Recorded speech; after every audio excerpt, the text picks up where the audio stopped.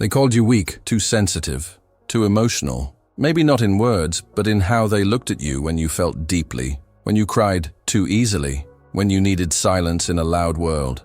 You started believing them, started shrinking, started wondering if there was something wrong with you. But Einstein knew better. He believed that sensitivity, real, raw, intuitive sensitivity, wasn't a flaw. It was a form of intelligence, a kind of sight, a superpower hidden in plain sight. This video isn't about becoming someone new. It's about remembering who you were before the world told you to toughen up. And if something in you just whispered, "I need this," don't ignore that voice. Subscribe, not for more noise, but for the quiet part of you that's finally ready to be heard. We begin now. They told you your sensitivity was a weakness. Maybe they didn't use those words exactly. Maybe it came through in the way they looked at you when your eyes filled with tears over something small, or in how they rolled their eyes when you needed a moment alone to breathe.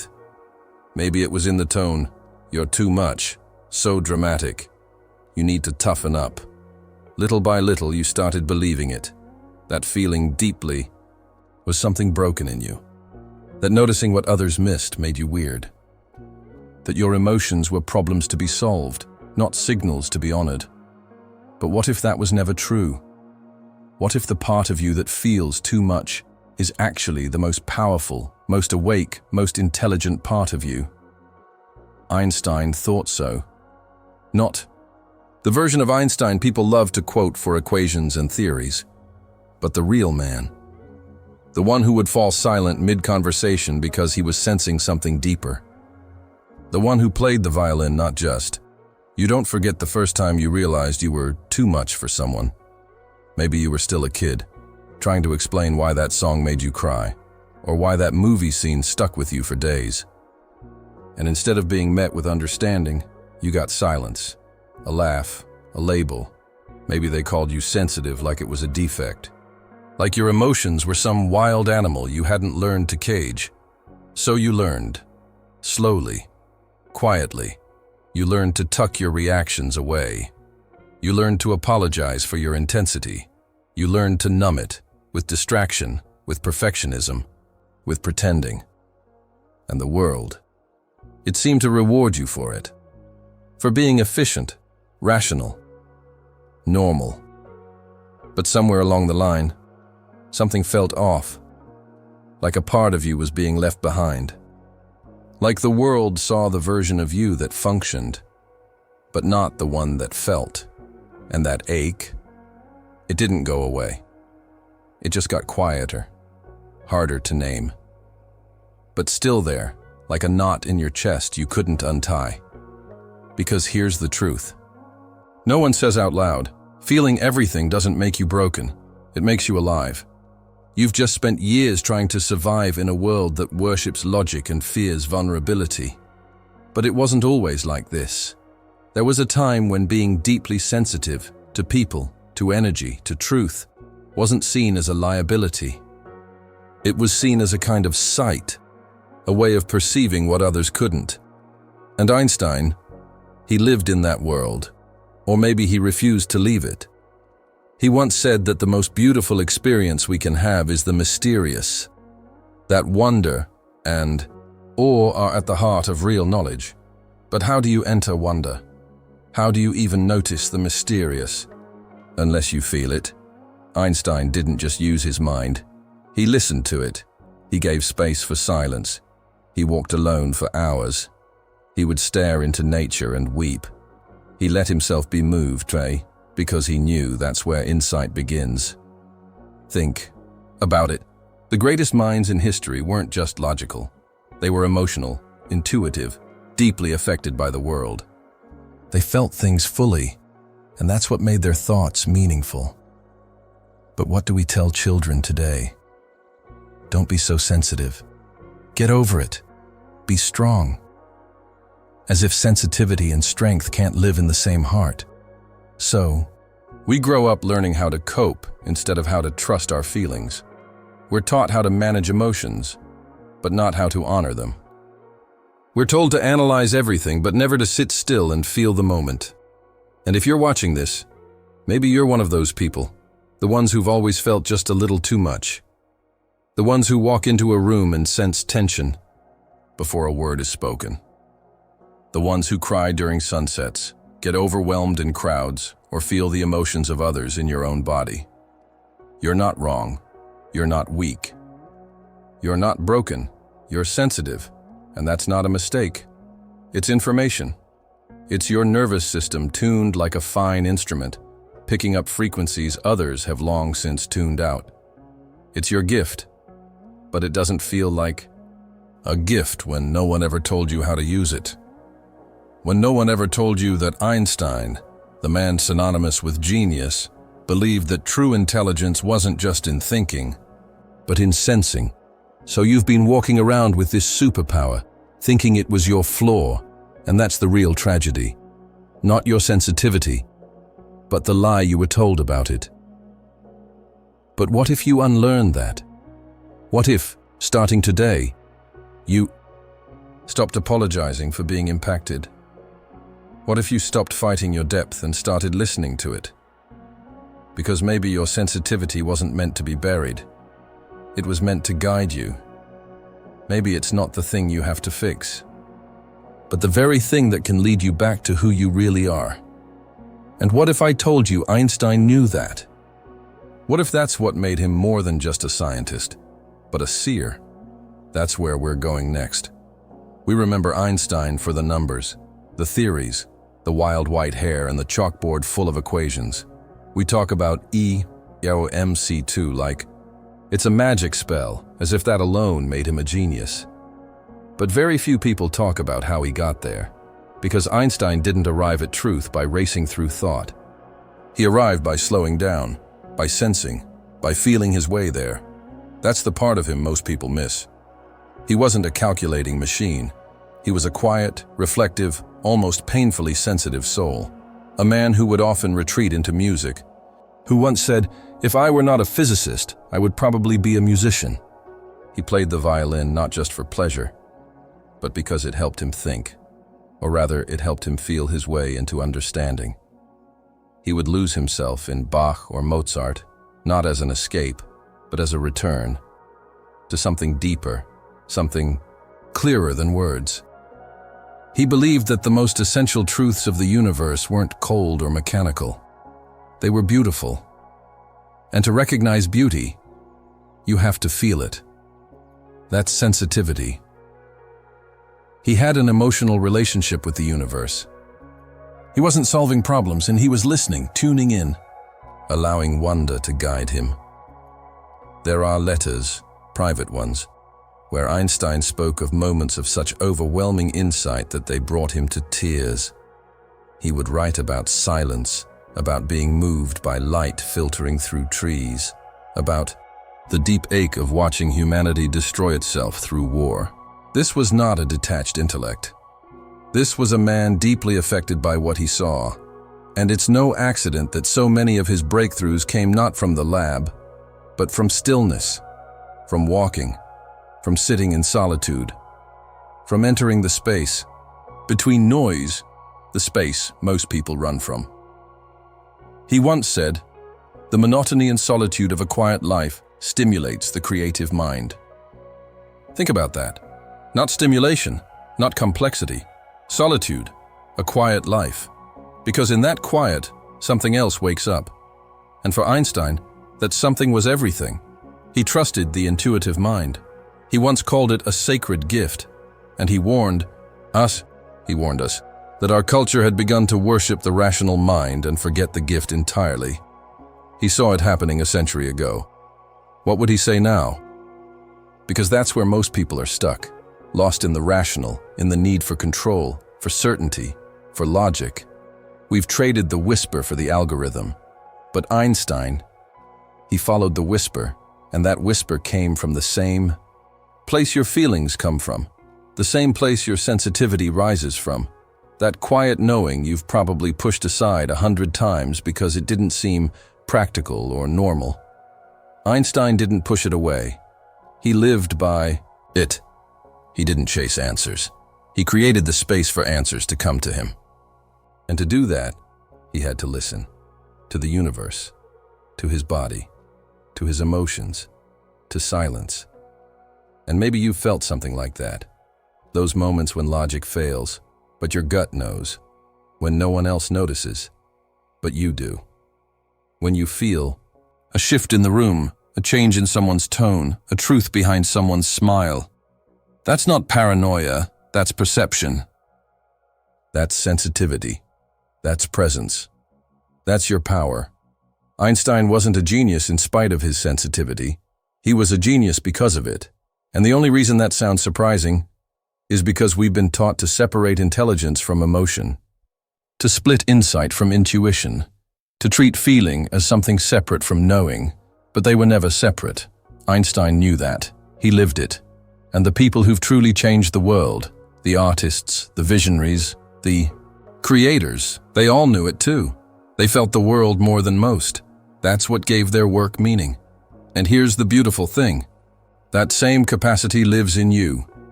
If you've ever sensed something that others missed, if you've ever felt like your heart breaks more easily than it should, if you've ever had a moment of quiet where something inside you whispered a truth no one had ever said out loud, you're not lost, you're not broken, you're tuned, and what you've been calling a weakness may be your way in, your compass, your contribution. Because sometimes the world doesn't need louder voices, it needs deeper ones, and maybe, just maybe, that's who you've been all along. So let's talk about what's really going on beneath the surface. Because your sensitivity isn't just emotional. It's biological, it's neurological, and yes, it's spiritual too. You weren't born broken, you were born tuned.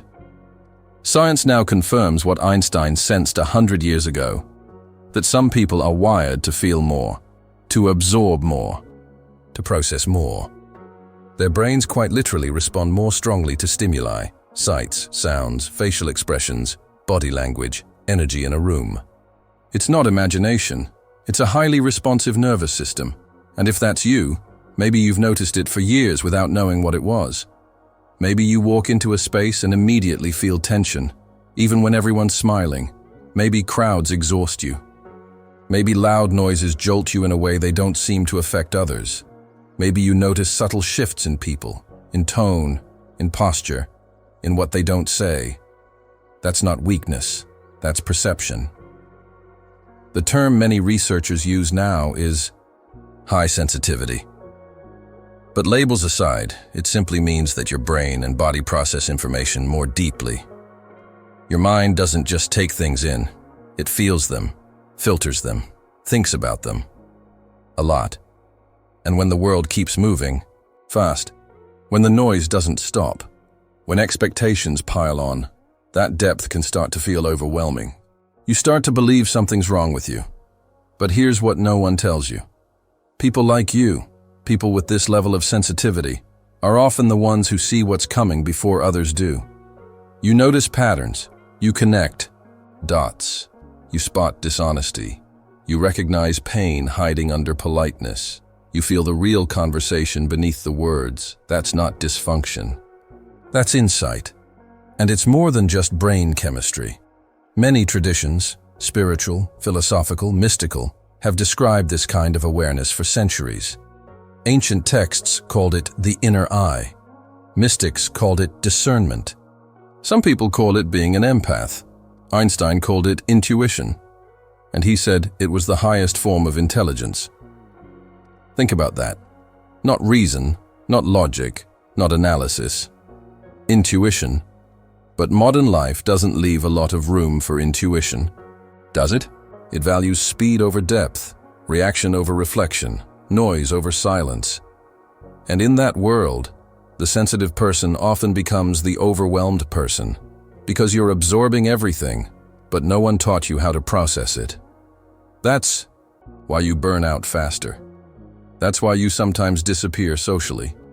That's why you crave solitude, quiet, nature, music, art, not just for beauty, but for survival. You're not escaping. You're recalibrating. You're not avoiding life. You're returning to your own rhythm. And the more you ignore that rhythm, the more your body will remind you, through anxiety, exhaustion, brain fog, emotional heaviness, not as punishment, but as a signal. Slow down, feel, pay attention. The mind will push, but the soul will whisper. And the soul always speaks the truth. Einstein knew this. He once said, "The only real valuable thing is intuition." He didn't mean you should abandon logic. He meant logic without feeling becomes blind. Intellect without intuition becomes sterile. We need both. But we've been taught to suppress one half of our nature, the half that knows without needing proof. But when you give space to that part of you, the quiet, the feeling, the inner compass, strange and beautiful things begin to happen. You start to remember who you were before the world told you what to be. You start to trust yourself again. And slowly, your sensitivity stops feeling like a burden and begins to feel like a sense of direction. That's when everything changes. You stop fighting your own wiring. You stop apologizing for feeling deeply. And you begin, maybe for the first time, to honor the way you were made. Because this sensitivity, it isn't here to slow you down. It's here to point you toward what matters, to show you what most people miss, to reveal what's underneath. In a loud world, it's your silence that becomes sacred. In a distracted world, your depth becomes healing. And in a world desperate for truth, your ability to feel what's real is not just useful, it's needed. So if you've ever wondered why you feel everything so intensely, why the world seems heavier to you than to others, now you know. It's not a flaw. It's your design. And the more you honor it, the more you realize that your sensitivity isn't something to fix. It's the beginning of your gift. Let me tell you a story, not one you'll find in textbooks or quotes. A quiet story, the kind that doesn't go viral, but stays with you for years. It's not about Einstein. It's about someone a little more ordinary, someone like you. She was the kind of person people called too emotional, always had been. As a child, she cried when animals got hurt in cartoons. As a teenager, she'd sit up at night feeling everything, the pain of her friends, the weight of the world, the things people never said out loud, but somehow lived inside her anyway. She was the one everyone came to when they needed to talk. And she listened. Always. She didn't know how not to. But the world doesn't always reward people like that. It drains them. So somewhere along the way, she started to armor up. She made herself smaller, quieter. She learned how to smile through the overwhelm, to nod and say, "I'm fine," even when her insides were screaming. She worked hard, got good at being efficient, dependable, composed. She was praised for it, promoted for it. But at night, she felt hollow. Until one night, it always begins there, doesn't it? A quiet moment, long after midnight. She had just come home from a long day where she did everything right, said all the right things, met all the deadlines, smiled through the tension. And yet, she sat on the edge of her bed and felt nothing but tired. But not just physically, something deeper. A kind of tired that doesn't sleep away. She stared at her hands, then at the floor, and whispered the words she'd never said out loud. "I'm tired of pretending this doesn't affect me." That was the moment. Not dramatic, not cinematic, just true. She wasn't trying to change her life. She was just done hiding from it, and something cracked open. Not in a breakdown kind of way, in a breakthrough kind of way. Like her body had been waiting years to hear her admit what it already knew, that she felt deeply and that it mattered. She didn't suddenly quit her job or run away to the mountains. But that night, she gave herself permission. Permission to feel, to not be okay all the time, to say no when something felt wrong, to cry in front of people and not apologize, to feel joy and not shrink it, to stop explaining herself. It didn't fix everything overnight, but it changed the tone of her life, because from that moment on, She was no longer trying to be less of herself. And when that shift happens, when you stop apologizing for the way you're wired, you start to see your life through a different lens. The same conversation that used to drain you? Now you listen differently, with presence, not performance. The same silence that used to feel uncomfortable, now it becomes sacred. You begin to notice which spaces nourish your sensitivity and which ones numb it. You start to surround yourself with people who don't just tolerate your depth, they crave it. Because they've been starving in shallow waters too. And something else happens, something subtle but profound. You begin to reclaim your own voice. The voice that used to whisper beneath all the people-pleasing, the one that said, "This doesn't feel right," but you ignored it. The one that knew when to stay, and when to leave, and when to pause. That voice starts getting louder, not aggressive, just clear. Because when you stop apologizing for what you feel, you stop negotiating with your own truth. And truth, once allowed, has a gravity of its own. You begin to walk differently. Speak differently. You don't need to justify your emotions anymore. You don't need to soften your intuition to make others comfortable. You just show up as you are. Not because you've become someone new, but because you've stopped hiding. Who you always were, that's the moment I want for you. Not a grand transformation, not a dramatic scene. Just that quiet turning point where the question stops being, "How do I fix myself?" and becomes, "What happens if I start trusting myself?" Because that moment, that's when your sensitivity becomes your strength. That's when the part of you the world tried to suppress becomes your compass. And the beauty of it is, you don't need permission. You already have it. You don't need to wait for a breakdown or a crisis. You just need one honest breath, one pause, one yes to your own truth. Maybe that moment is now. Maybe it starts here, with you deciding to stop apologizing and to start listening to your body, to your emotions, to your own knowing. Because as Einstein believed, what matters most cannot always be measured. And what makes you most powerful is often what makes you most tender. And when those two things meet, your strength and your sensitivity, you become someone who doesn't just survive the world, you change it. Einstein spent his life trying to understand the universe, the way light moves, the way time bends, the way gravity speaks to space. But beneath all the theories and formulas, there was something else he was trying to understand. Us, what it means to be human. He never stopped asking the bigger questions, not just about atoms and stars, but about kindness, curiosity, meaning. And the more he searched, the more he realized something the world still struggles to accept. That genius isn't just about what you know. It's about how deeply you feel. That intellect can build equations, but only emotion can build empathy. And in the end, that's what made Einstein different. Not just his mind, but his heart. He cried over war. He refused to build weapons. He spoke out for peace, for justice, for unity.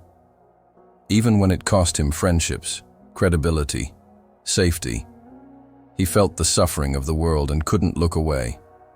He once said, "Our task must be to free ourselves by widening our circle of compassion to embrace all living creatures and the whole of nature in its beauty."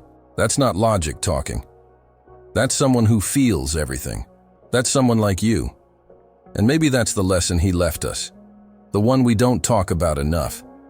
That sensitivity, compassion, empathy, they're not side notes. They're the source. He didn't come up with theories just by thinking harder. He listened to silence. He let his feelings guide his questions. He followed his intuition when logic wasn't enough. He played violin when he got stuck. He walked for hours in nature, not to escape, but to remember.